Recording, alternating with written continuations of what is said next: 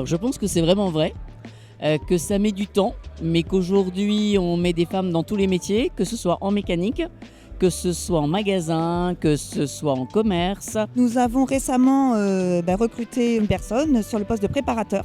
Voilà, c'est la première femme en 40 ans. C'est un métier, on va dire, par essence plutôt masculin. Aujourd'hui, on a un objectif d'avoir 35% de femmes à échéance 2030. Dans le secteur de la maintenance TP, c'est pas simple.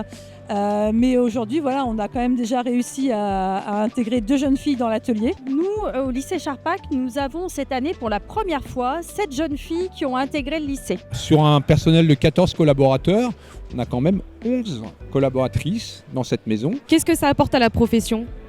De l'intelligence.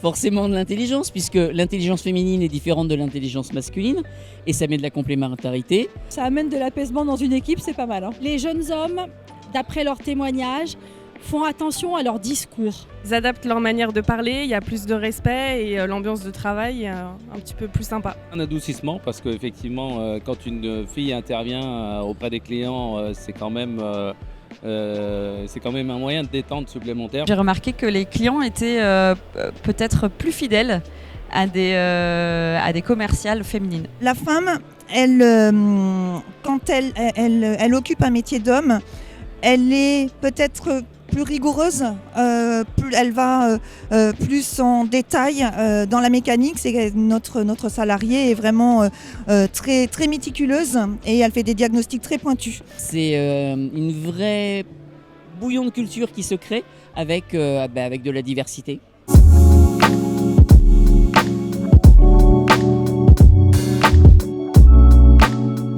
Qu'est-ce qu'on peut faire pour attirer plus de femmes ?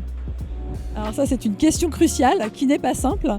Déjà, je pense qu'il faut qu'on continue comme ce que nous on fait avec DLR et Club CEMAT sur nos actions d'attractivité des métiers avec les écoles. Nous avons déposé un dossier cette année sur le label égalité filles-garçons.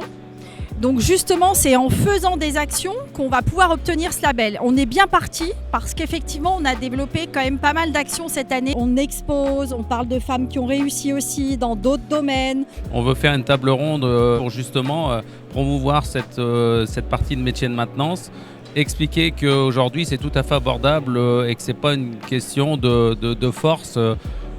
Bien au contraire, c'est vraiment ouvert. On a des outils nécessaires qui s'adaptent parfaitement à la féminisation. Est-ce que les méthodes de recrutement sont différentes quand on va aller chercher des jeunes femmes ou on va chercher des jeunes hommes ? Oui, quand on recrute des jeunes femmes, en général, on essaye de faire venir des techniciennes qu'on a chez nous pour montrer aux femmes qu'elles seront pas toutes seules et qu'elles sont bien représentées dans le métier.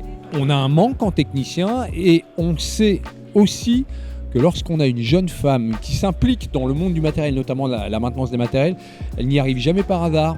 Elle est toujours beaucoup plus motivée et souvent meilleure que les hommes. Donc allons les chercher. Qu'est-ce qu'on leur dit à ces jeunes filles ou jeunes femmes qui pourraient être intéressées à aller dans la profession mais qui n'osent pas ?